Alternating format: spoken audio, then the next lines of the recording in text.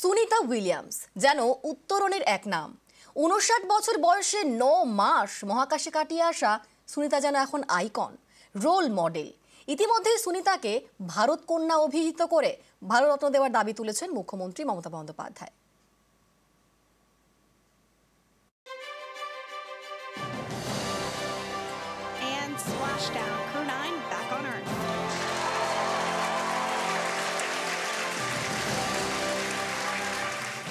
তিনি আসবেন জানিয়েছিলেন, বলেছিলেন তাকে ছাড়া যেন কোনো প্ল্যান না করা হয়। We're coming back before long, so don't make all those plans without me. We'll be back before too long. সবাই অপেক্ষায় ছিলাম তিনি আসবেন। তার খবর নিতে রাত জেগেছে ভারত, স্ক্রিনে চোখ রেখেছে বিশ্ব। আকাশের নীল চিরে ক্যাপসুলের দেখা মিলতেই উচ্ছ্বাস।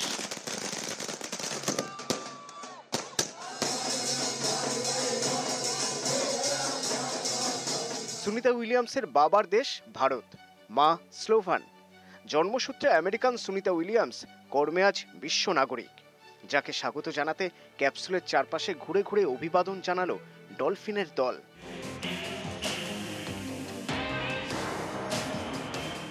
সঙ্গী শুধু বুচ উইলমোর। পৃথিবীর সঙ্গে শুধুমাত্র ভিডিওর মাধ্যমে যোগাযোগ। ৯ মাস মহাশূন্যে রয়ে যাওয়া মুখের কথা নয়, ফেরার উপায় ছিল না, কিন্তু রয়ে যাওয়ার জন্য মানসিক দৃঢ়তা প্রয়োজন ছিল। সেই মানসিক দৃঢ়তা সুনিতাকে করে তুলেছে অতি মানব। এই মানসিকতা একদিনে তৈরি হয়নি। ট্রেনিংয়ের মাধ্যমে মহাকাশচারীদের মানসিকভাবে এইরকম প্রতিকূল পরিস্থিতির জন্য প্রস্তুত করা হয়। তবে ট্রেনিং কি আর সবটা পারে? ভিতরে সেই দৃঢ়তা থাকতে হয়। এবার পার্সোনালিটি তো হলো যেটা নিয়ে লোকে জন্মেছে, সেটা কিছুটা হয়তো ট্রেনিংয়ে চেঞ্জ করা যায়, কিন্তু পুরোটা পাল্টানো কোনোদিনও যায় না। সো এদের মধ্যে একটা তো যেটা রয়েছে হচ্ছে এইটা মানসিকভাবে তাদের কাঠামোটাই এরকম, তারা যে কোনো জায়গায় গিয়ে অ্যাডজাস্ট করতে পারবে, এটা হচ্ছে পার্সোনালিটি।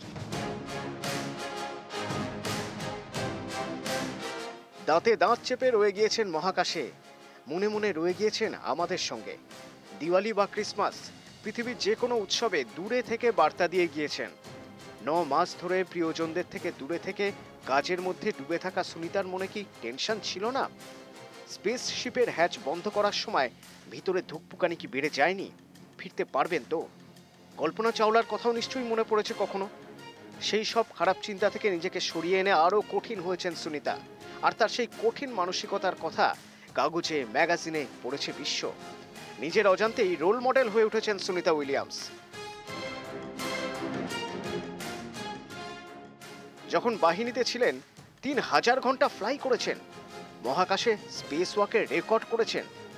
একের পর এক কীর্তি আরও অনেককে উদ্বুদ্ধ করেছে। পাড়ায় মোড়ের মাথায় চর্চা হচ্ছে তাকে নিয়ে। ভারতীয় বংশোদ্ভূত সুনিতাকে ভারত কন্যা অভিহিত করেছেন মুখ্যমন্ত্রী মমতা বন্দ্যোপাধ্যায়। দাবি তুলেছেন সুনিতাকে ভারতরত্ন দেওয়া হোক। স্কুলের বাচ্চারা হাঁ করে দেখেছে সুনিতার ফিরে আসা। বিশ্বের কয়েক কোটি শিশু হয়তো স্বপ্ন দেখছে বড় হয়ে সুনিতা হবেন, সুনিতার মতো হবেন। ভবিষ্যতে আরো অনেক মহাকাশচারী অনেক কীর্তি গড়বেন ঠিকই, তবে তাদের মাঝেও সুনিতা থেকে যাবেন একটা অধ্যায় হয়ে, রোল মডেল হয়ে। ইতিহাসের পাতায় রয়ে যাবে জিতে ফেরা সুনিতার হাসি মুখ। নিউজ 18 বাংলা। পৃথিবীতে সুনিতা বুচ ইন্টারন্যাশনাল স্পেস স্টেশনে যান মাত্র ৮ দিনের জন্য। শেষমেশ ৯ মাস পর ঘরে ফেরা। ৪ নভশ্চরকে নিয়ে ভারতীয় সময় ভোর ৩:২৭ আমেরিকার ফ্লোরিডা উপকূলের কাছে অবতরণ আটলান্টিকে splash down ক্যাপসুলের।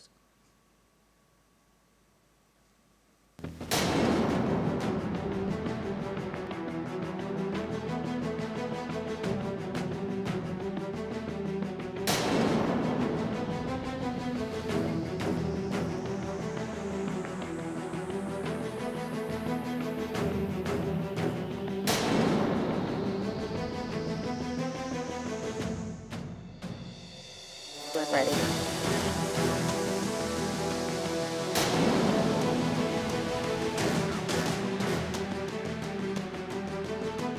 Like we said before, things moving to plane, and there you see it on your screen. Deployment of the parachute. PM Pacific. Pacific time this afternoon. And there we go. We have visual on 4 healthy maids. Continuing to slow the Dragon capsule down.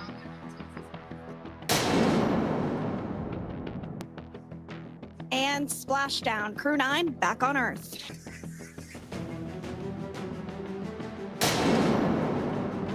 Make its way over to the capsule. These fast boats. SpaceX is go for recovery personnel to approach. Expect personnel along. There it goes.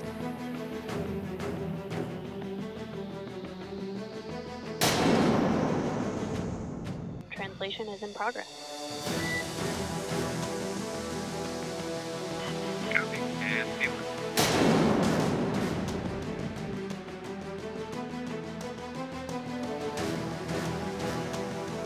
And there you have it. The side hatch is open for the first time.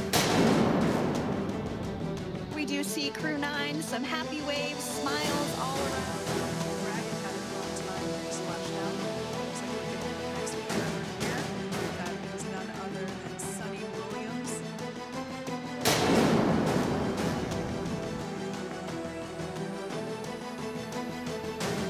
There we have it. Some waves, some thumbs up, and some smiles.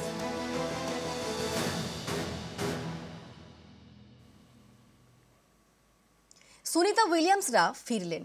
NASA জানিয়েছে সুস্থই আছেন 4 জন, কিন্তু 45 দিন নাসার centre for space মেডিসিনের পর্যবেক্ষণে থাকবেন।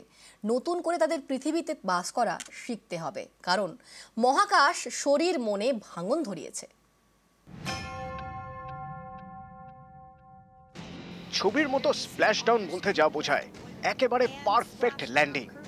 উচ্ছ্বাস আছে, খুশি আছে, আবেগ আছে। তবে নভশ্চরদের শরীর মন পারফেক্ট নেই মোটেই। হাঁটতেই সময় লেগে যাবে বেশ কয়েকদিন। মাধ্যাকর্ষণ শক্তিবিহীন দীর্ঘ সময় যাপনে শরীরে দেখা যাবে অনেক সমস্যা। দীর্ঘ সময় মহাকাশে থাকার ফলে শারীরবৃত্তীয় নানা পরিবর্তন হয়।